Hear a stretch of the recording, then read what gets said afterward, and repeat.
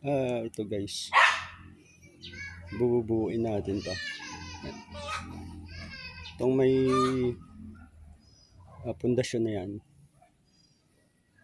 ayusin natin yan guys. Lagyan natin sa bahay to. Ayan. Ito, kulang pang sintada rito.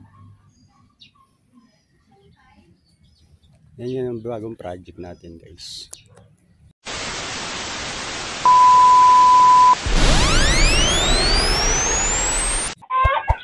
Hukay tayo rito.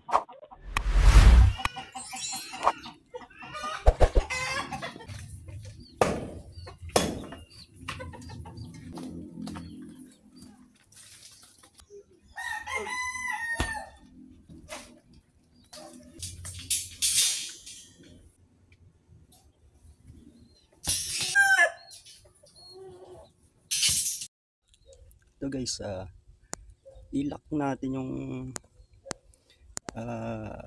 footing na yan, bakal na yan, para sa footing ng asintada. Yan, nakabaloktot, nakahook na yan. Itali natin dyan sa bakal, tago siya dun sa poste. Yan, para kahit paano may persa siya galing dito. Kasi ito guys, yung nakasi,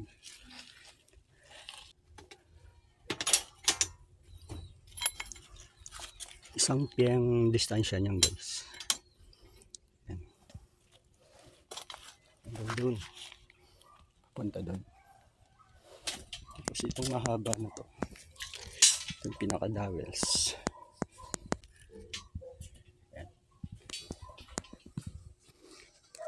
Dito papasok yung butas ng hollow block.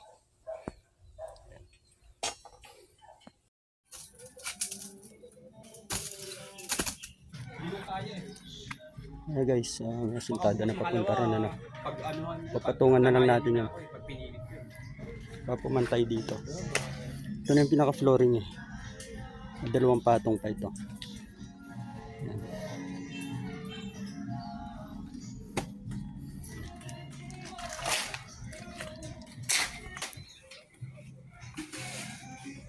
Ayan guys, yan ang laki ng kabayan. 8 by 12 yan guys, 8 feet by 12 feet. So ayan guys, naka tatlong patong na tayo, no? Diyan napapantay yung flooring nya guys. So itong post na to, bubuhusan natin to guys, para magkaroon siya ng tibay.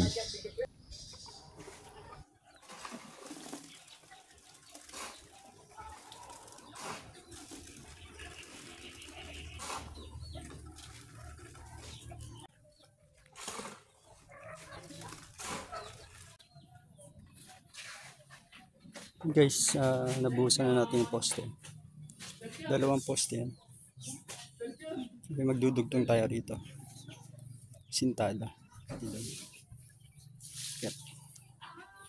So ito lang bubuhayin natin. Lagyan natin biga kasi ano to guys, mataas to. Maka-elevate dito. Ito, lagyan natin biga.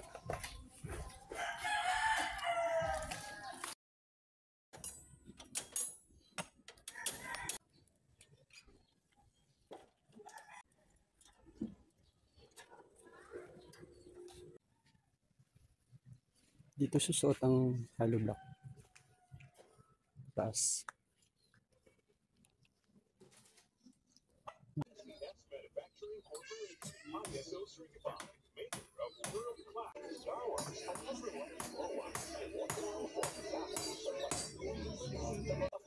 Guys, nilagyan natin ng forma, no? Ayan. Ay, bubuhusan natin bigan yan.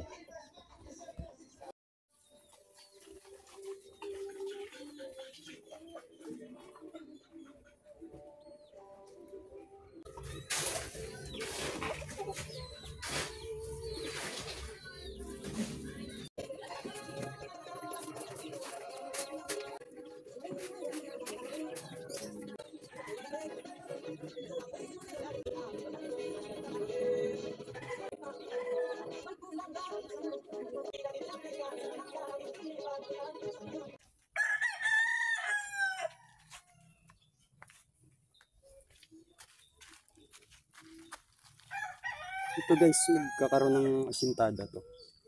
Papunta dun. Kasi itong magiging hagdan paakyat dun. So, maghuhukay tayo rito.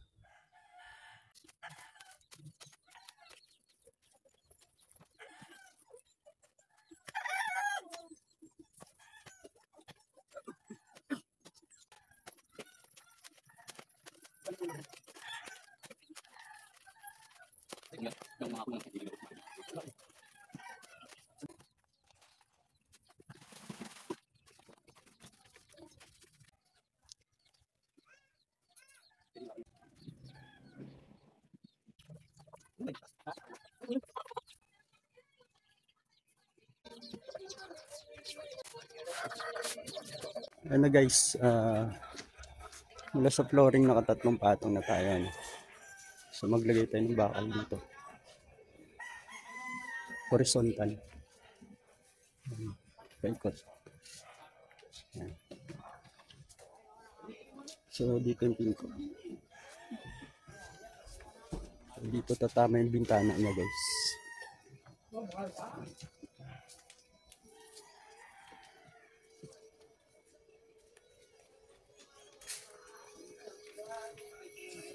Dito guys may abang yan na para sa hagdan, may magkakaroon nagdanan dito. Yan, puro tambak yan. Karoon ng CR dyan, tsaka kusina.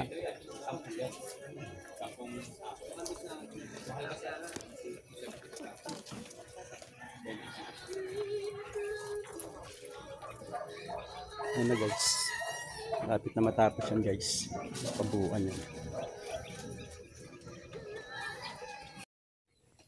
Ito guys, patungan natin to guys, malaron.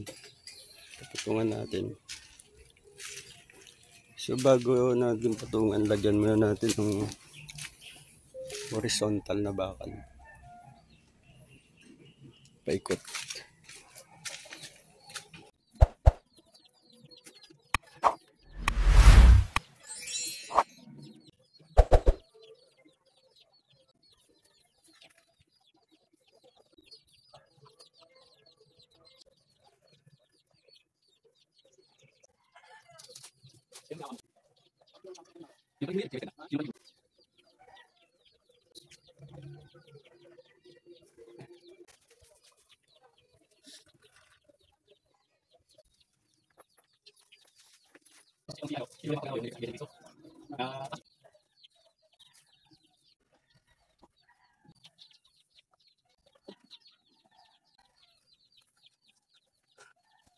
Guys, tatambakan natin to.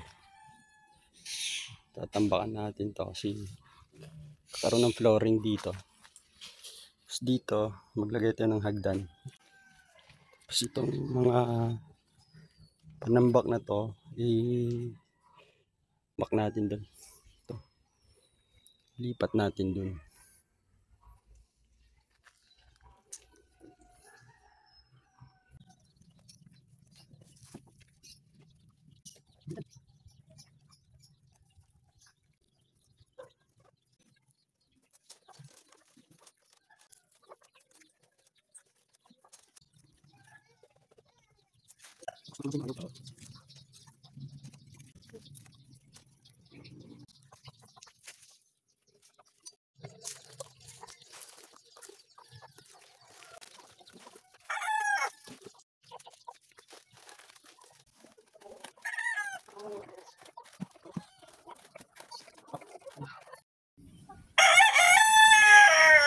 Ayan na guys, nabuhusan na natin yung biga para suporta dito sa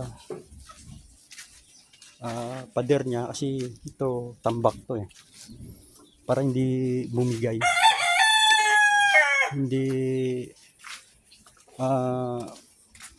mapersa dun yung pinaka pader dun sa baba. Okay guys, para hindi mapersa tong pader na to, kasi tambak yun dun tambak yun dun sa taas. So Kailangan may biga para suporta na hindi bumigay itong pader na to.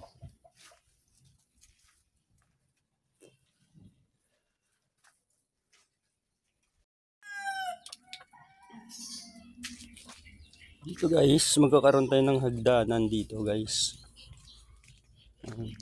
Pababa. So, uhukayan natin dun. Lilioutan natin para sa hagdanan.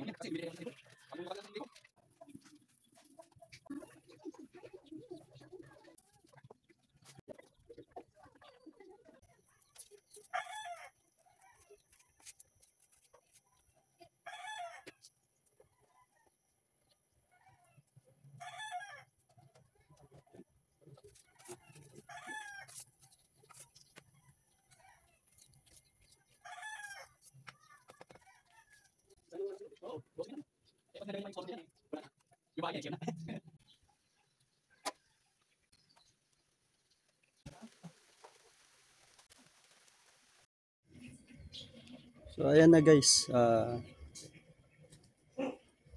ayan, kompleto na yan.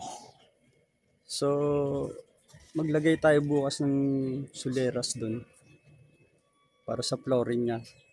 Kahoy lang gagamitin natin dyan guys. Yung baba okay na, yun ang bintana, ito yung pintuan niya guys. Yung hagdanan niya okay na rin. Kunting tambak na lang yan.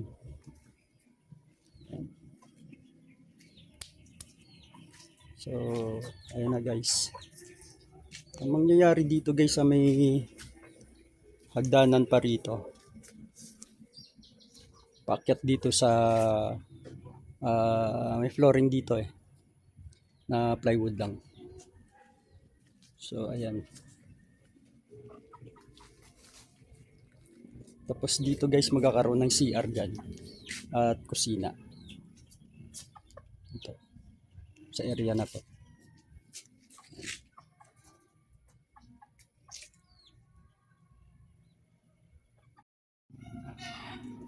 Ayan yung itsura niya guys pagka nandito ka sa taas. Ayan.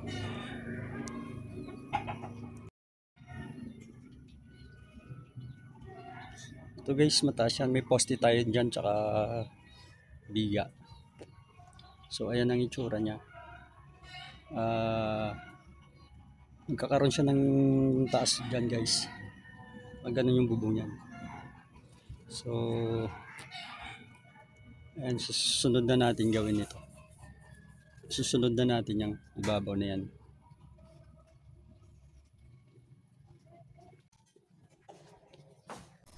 So hanggang dito lang muna guys yung video natin abangan nyo yung susunod na yugto ng ating video para dito sa project natin na to.